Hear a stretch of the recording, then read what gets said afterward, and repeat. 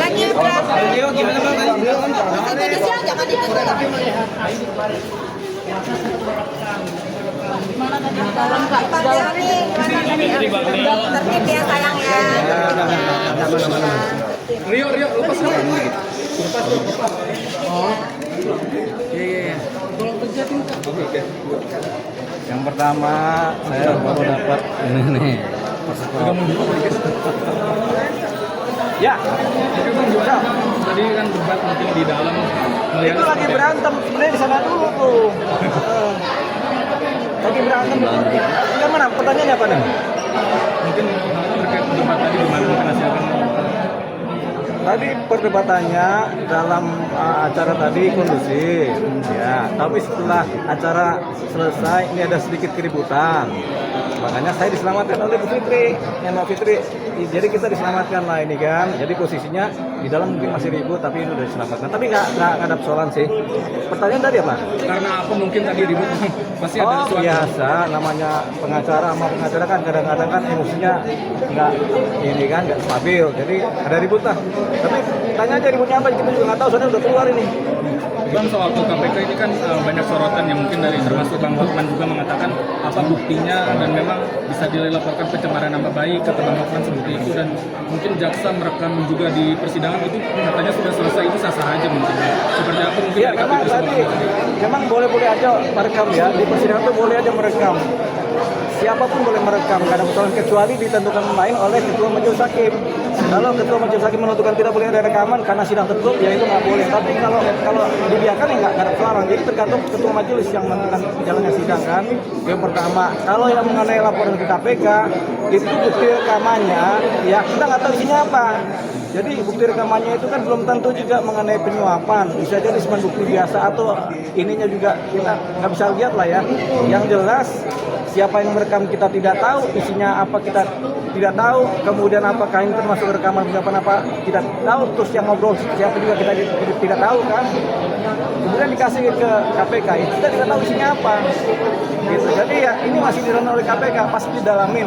Kalau terpenuhi unsur ditingkatkan dari penyidikan, kalau nggak terpenuhi juga pasti ditutup. Gitu. Dengan bukti yang belum begitu jelas itu bisa jadi bumerang sendiri nggak sih Bang? Bisa jadi bumerang, bisa tidak. Kalau terbukti memang ada faktualnya, ada dugaan penyuapan dari teman itu bisa berjalan bertanya. Tapi kalau tidak, ini si yang dilaporkan bisa marah kan, bisa kemudian melaporkan balik. Dalam hal ini siapa? Jaksa dan hakim kan juga begitu. Jadi jaksa dan hakim bisa melaporkan balik ini sebagai pribadi-pribadi yang diduga kan.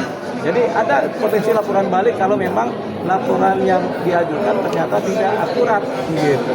Fitri mungkin sedikit ada komentar. Fitri, ya. Nah, kalau saya yakin ya, kalau Bang Deolima kan masih ragu, kalau saya yakin itu hoax yang diberikan oleh terdakwa itu bukan berita yang harus dipertimbangkan ya.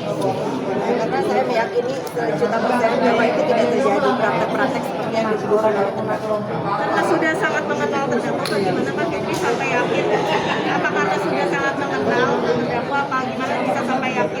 Dulu saya mengenal, sekarang saya tidak mengenal. Saya tidak tahu jadi kenapa dia jadi seperti sekarang.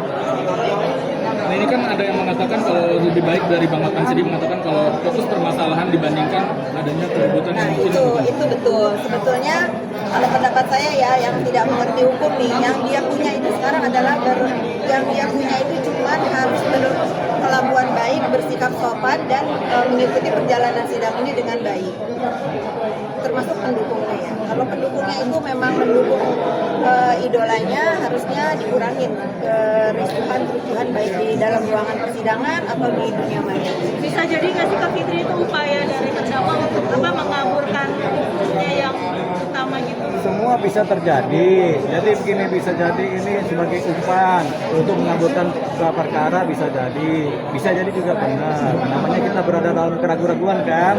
Kalau Mbak Fitri ini pasti enggak nih. Kalau saya belum tentu. Tapi kemudian Kita kalau ditanya apakah ini bisa mengaburkan suasana, bisa. Kan tujuannya itu. Tapi kan hakim sama jaksa nggak akan terpengaruh dengan begitu. Hakim akan berjalan dalam tracknya, jaksa juga akan berjalan dalam tracknya. Jadi kita biasa aja gitu. Ini semua dinamika dalam persidangan di mana terdakwa kemudian memakai segala jurus ini segala jurus yang memungkinkan untuk mendapatkan penyelamatan dari posisi terdakwa ini yang disidang ini kan. Tapi nggak apa-apa itu juga memang haknya terdakwa, boleh-boleh aja.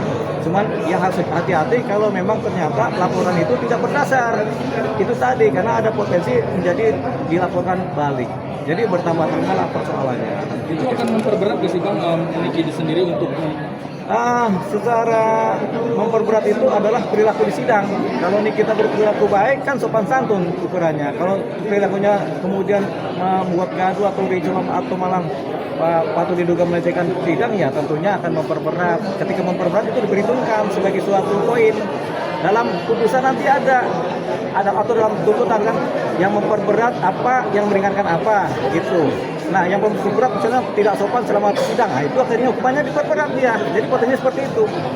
Hai, terima kasih sudah menonton.